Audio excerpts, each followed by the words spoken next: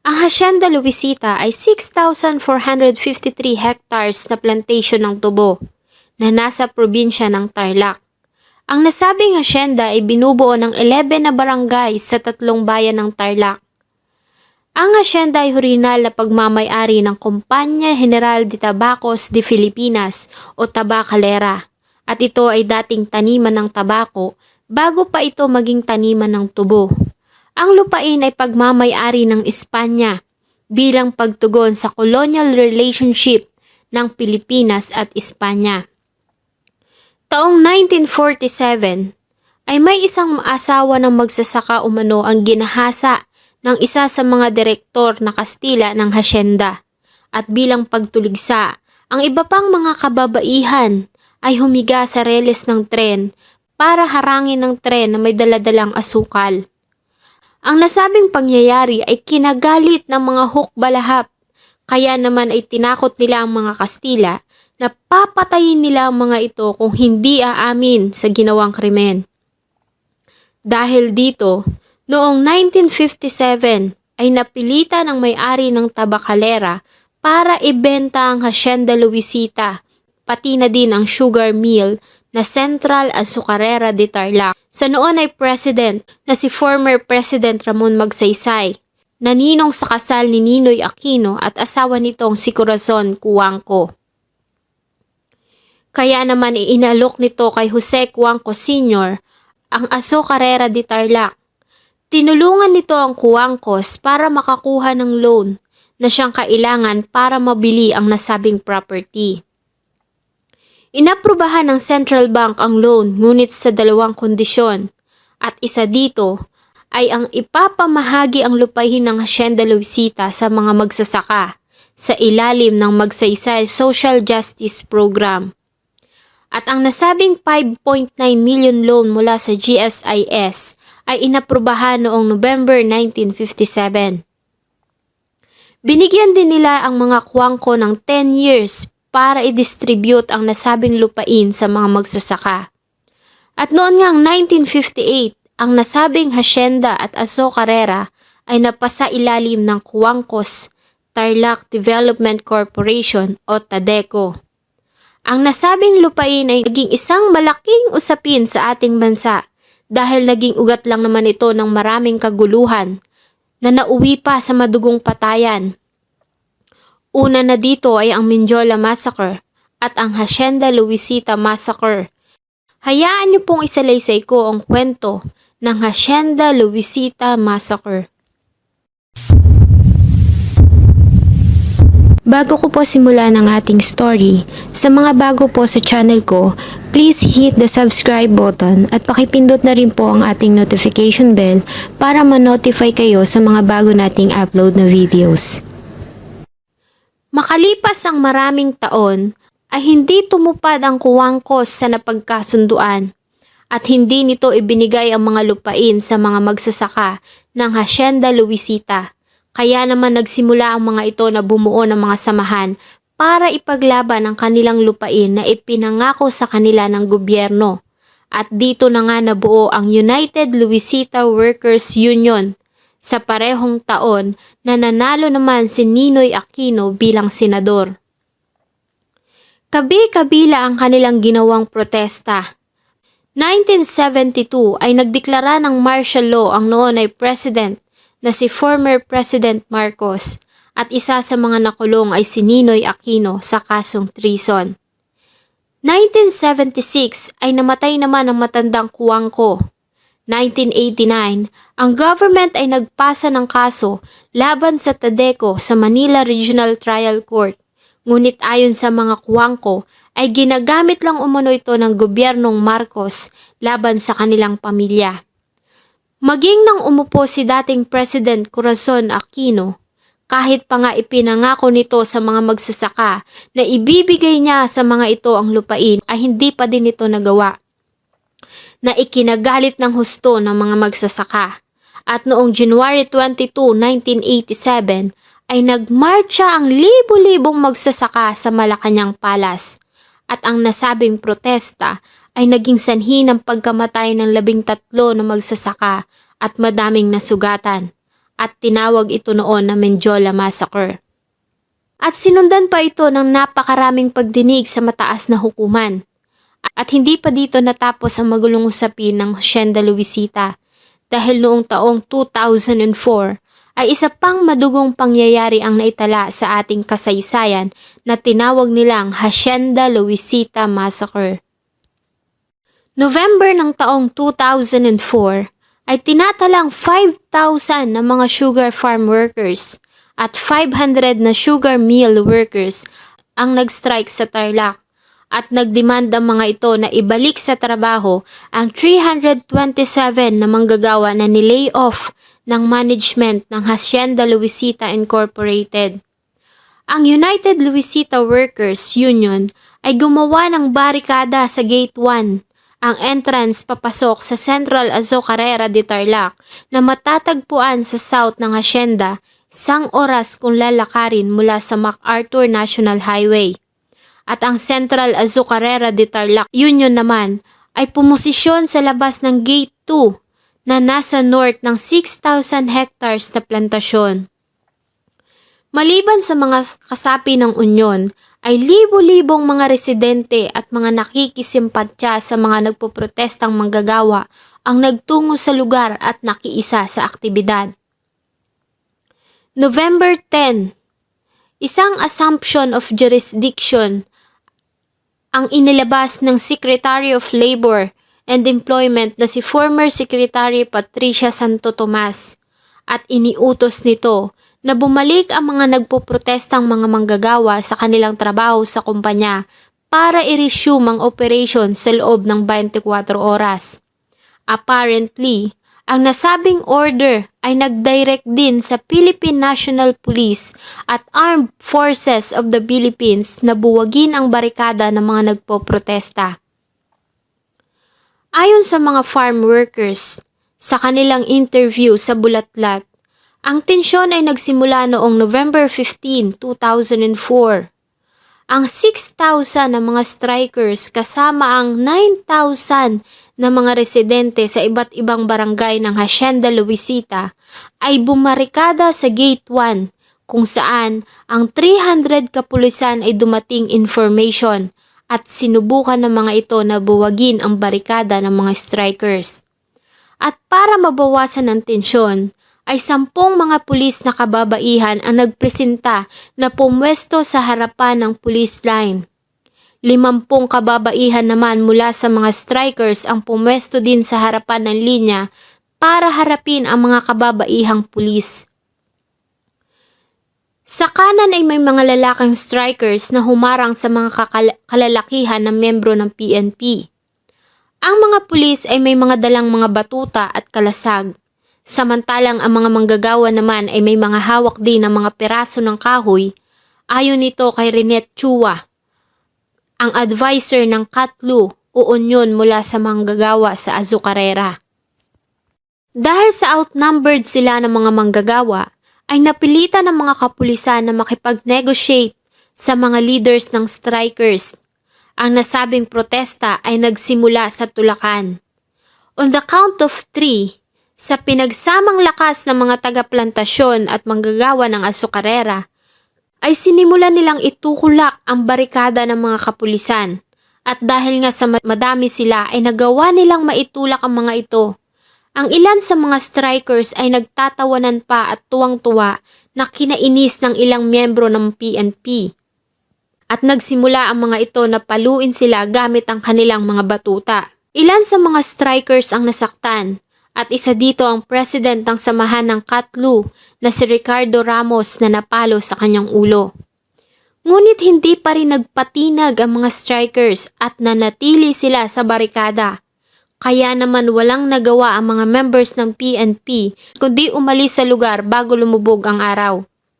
Dito na pumasok ang Bayan Muna representative na si Satur Ocampo at sinabi nito na idaan sa usapan ang nasabing problema. Kaya naman siya kasama ang 3 leader mula sa Union ng Azucarera at 2 mula sa Union ng mga manggagawa ng plantasyon ang agad na pumiyahe patungong Makati City sa Metro Manila para personal na makausap si Jose Cuangco Jr. sa kanyang mansyon. Sa nasabing pag-uusap ay nagpatigas ito at sinabi pa ang mga katagang, "Kung ayaw ko nang papasukin sa bahay ko, bakit magpupumilit pa?" Kaya naman muling bumalik ang grupo ng Tarlac. Habang nasa Makati ang mga leader ng Unyon ay 300 army soldiers sakay ng 19 na military trucks ang pumasok sa hacienda mula sa East Gate. November 16, 2004, ayon kay Emel Paragas, ang coordinator ng karapatan, ay nasa labas siya ng Gate 1 at nag-oobserba sa nasabing strike at kinuwento nito sa bulatlat ang buong pangyayari na naganap na Hacienda Massacre. Sa araw na ito, ang mga kapulisan reinforced by soldiers mula sa Northern Luzon Command o NOLCOM ang dumating sa area. Ang mga pulis ay bumarikada sa front line in dispersal formation. Sa likod nila ay mga agents ng Northern Luzon Command. 3 fire trucks at mga armored personnel carrier ang pumosisyon sa Gate 1. Bandang alas 3 GMT ng hapon ay binomba ng mga pulis ang mga strikers ng tubig gamit ang water cannons. Ilang minuto pa ay napuno ang hangin ng tear gas. Ayon kay Paragas ay may mahigit 200 canisters ng tear gas ang itinapon sa mga manggagawa. Ngunit napaghandaan nila ito ayon sa isa sa mga strikers na si Flor Sibayan. Nagdala sila ng mga timba na may tubig dahil sa inaasahan na nila na gagamit ng tear gas ang mga dispersal team at ginamit nila ito para saluhin ang mga canisters. Yung mga nahulog sa lupa ay agad nilang tinatabunan ng basang damit at agad na sinasabuyan ng tubig. Para lang kaming nanghuhuli ng daga ayon pa dito. Ang mga manggagawa ay determinado sa kanilang pinaglalaban at muli silang bumabalik sa linya matapos na humupa ang epekto ng tear gas. At maya-maya pa ay nakarinig na sila ng sigaw mula sa ilang mga strikers saying, "Nagkasahan na." At ilang sandali pa ay sunod-sunod na mga putok na ang umalingaw-ngaw sa paligid. Hinabol pa ng mga sundalo ang mga tumatakbong mga manggagawa na tumakbo para magtago ayon sa kanila. Ang putukan ay tumagal ng 2 minuto. Ang mga karapatan fact-finding mission ay nakakita ng mga basyo ng bala ng M14 at M16 rifles sa lugar. At ayon din sa kanila, ang mga sundalo ay gumamit ng 60 caliber machine gun. Ang pamamaril ay pumatay ng 7 mga miyembro ng Unyon at residente ng Hacienda Luisita, habang 6 naman ang nawawala. Nakaramihan dito ay mga members ng mga sakadas na nagmula sa ibang probinsya. Ayon din sa ilan na ang mga nasabing sugatan ay buhay pa sana kung pinayagan lamang sila na maidala ito agad sa Tarlac Provincial Hospital. Ngunit may mga militar at pulis ang nag-utos sa kanila habang tinututukan ng baril to take a longer route, ang 12-kilometer ride mula sa Gate 1 papunta sa hospital emergency room. At dahil nga sa dami ng mga dugong nawala ay nawala na ang mga ito ng buhay. Itinala ding 72 strikers na may mga malulubhang sugat ang dinala sa emergency room at 34 sa mga ito ang nagtamo ng tama ng bala ng baril. Sa isang press conference 2 araw matapos ang trahedya na ginawa sa Quezon City, ayon sa abogado ng Katlu o Samahan ng mga Manggagawa sa Azucarera na si Attorney Noel Neri, ay pinigilan pa ng mga militar ang mga pamilya ng mga biktima na makuha nila agad ang katawan ng mga mahal nila sa buhay. Maliban sa mga namatay at 111 na mga nasugatan, ay inaresto din ang 16 na kababaihan at 2 minors at sinampahan ng kasong physical assault, resisting persons in authority at malicious mischief. Ayon sa mga testimonya ng mga eyewitnesses at mga biktima, ganun din ang ilang mga video at still photos na nakuhanan ng mangyari ang krimen, ay pinatunayan ng mga strikers na wala silang mga dalang armas. Ang anak Pawis representative na si Rafael Mariano na isa sa mga nagtungo sa lugar para magsagawa ng investigasyon noong November 17, 2004. At ayon sa kanya, habang siya at ang kanyang grupo ay tinatahak ang daan papunta sa hacienda, ay may nakita silang 11 na truck na punong-puno ng mga sundalo at nakita nila ito na patungo sa Camp Aquino. Ayon sa kanya, ay kinausap niya pa si Colonel Romeo Reyes ng NOLCOM at sa kanilang pag-uusap ay sinabi nito sa kanya na ito at ang mga tao ay dumating sa area ng alas 2 ng hapon noong November 16. Ayon din kay Colonel, ay 271 sila kasama ang dalawang APCs. Nang gabi matapos ang nasabing kaguluhan ay 80 mga manggagawa ng plantasyon at azukarera ang bumalik sa barikada at dumami pa ito kinabukasan. November 21, sa ginawang funeral march na hinuka ng 6,000 na katao at sa kanilang harapan ay may streamer kung saan ay nakalagay ang mga katagang tuloy ang laban. Meanwhile, sa Executive Secretary Eduardo Ermita na isang retiradong 4-star general na nakakuha ng government position during the presidency of Benigno Aquino III said na NPA umano ang may kasalanan sa nangyaring patayan noong November 16, 2004. During the meetings na ginanap sa residente ng mga Cuangco na dinaluhan ng mga city at barangay officials ng Tarlac, ayon sa representative ng Cuangco na si dating President Benigno Aquino III ay maaari umanong may kinalaman ng mga NPA sa nasabing patayan. At sa statement na inilabas ng mga Cuangco sa media, ay sinabi din nila na isang outside forces ang nag-iimpluwensya sa mga strikers at sumisira din sa kanilang mga millions of pesos worth na mga pananim na itinanggi naman ng mga manggagawa.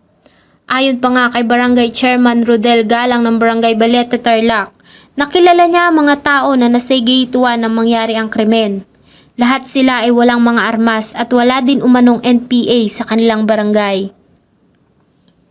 Sa isang statement na pinadala sa pamamagitan ng email ni Gregorio Roger Rosal o Carosal, ang spokesperson ng Community Party of the Philippines, ayon sa kanya, ay walang naging partisipasyon ng mga NPA sa nangyaring demonstrasyon sa Hacienda Luisita noong November 16, 2004.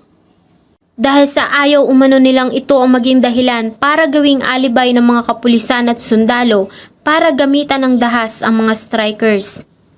Ilang buwan matapos ang Hacienda Luisita Massacre, ay 8 pang mga tao na nagbigay ng suporta at ebidensya sa mga manggagawa ang natagpuang patay, kabilang dito si Marcelino Beltran, bago pa man ito magbigay ng kanyang testimonya tungkol sa nangyaring massacre. A case was filed against the police at military dahil sa nangyaring krimen, ngunit idinismiss ito ng Office of the Ombudsman noong 2010. Muli namang nagpasa ang mga pamilya ng mga biktima ng motion para muling buksan ang kaso, ngunit dinikline nitong muli ng Office of the Ombudsman noong October 2, 2014. Makalipas nito ay ilang pang usapin tungkol sa Hacienda Luisita ang pinagtalunan sa Kongreso at maging sa Senado.